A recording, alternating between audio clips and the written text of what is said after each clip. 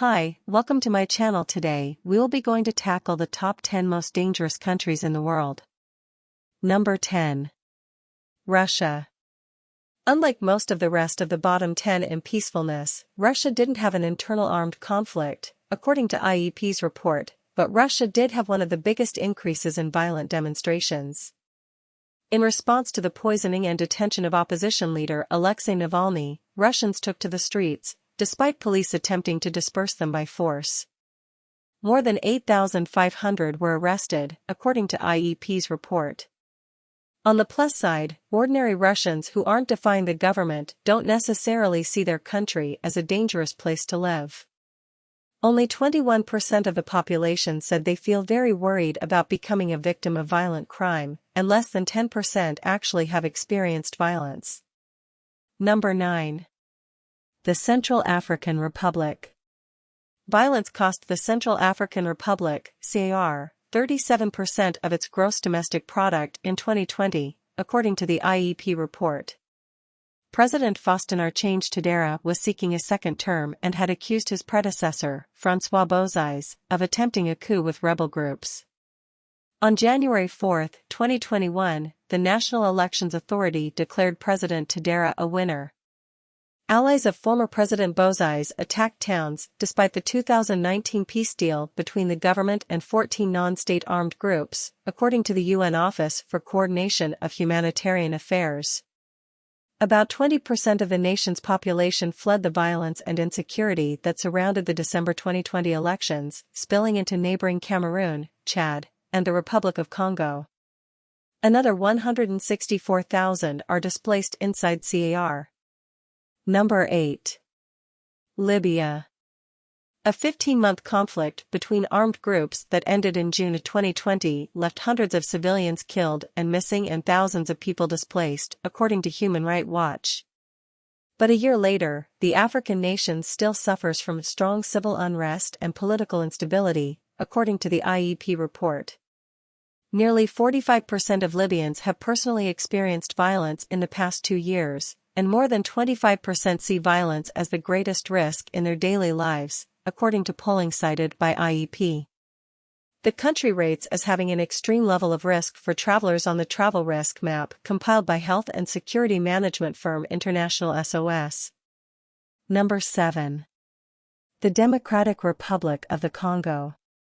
Congo made the list in part because of deteriorating relations in 2020 with neighboring Zambia over disputed territory, which led to border skirmishes between the two countries' military forces, according to IEP's report. Violence cost Congo 9% of its gross domestic product. As of November 30, 2021, the U.S. State Department ranks Congo as a reconsidered travel country, noting that violent crime, such as armed robbery, armed home invasion, and assault, is common and local police lack resources to respond effectively to serious crime. Assailants may pose as police or security agents. Number 6. Somalia. It's the place where 18 U.S. Special Forces personnel were killed in a bloody clash with a Somali warlord's forces in 1993, in the incident that inspired Mark Bowden's book Black Hawk Down: A Story of Modern War, as well as the movie based upon it. But more than a quarter century later, Somalia still is a violent place. As of June 17, 2021, the U.S. State Department ranks Somalia as a do not travel country, noting that kidnapping, murder, and other violent crimes are common, and terrorists continue to target airports, government buildings, hotels, shopping areas, and just about any place else that people gather with attacks by car bombs, mortars, and suicide bombers. The African nation has 20% of its population displaced as the result of an ongoing conflict between government forces and Al-Shabaab, a militant group. According to IEP's report, violence has cost 34.9% of the nation's economic output. Number 5. Iraq. The Middle Eastern nation has been among the 5 least peaceful nations in the world in IEP's index since 2015.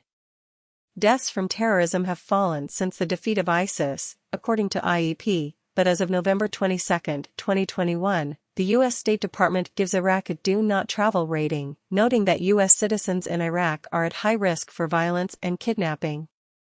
terrorist and insurgent groups regularly attack both Iraqi security forces and civilians.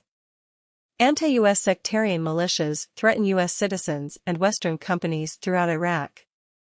Attacks using improvised explosive devices, IEDs, occur in many areas of the country, including Baghdad. Fewer than a third of Iraqis rate the government highly for providing safe food and water and reliable electricity, according to the Lloyd's Register Foundation report.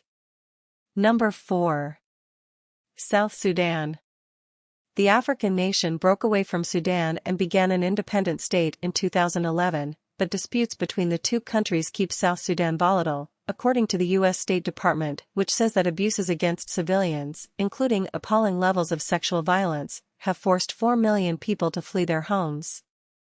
The African country lost 40% of its gross domestic product to violence in 2020, according to IEP's report.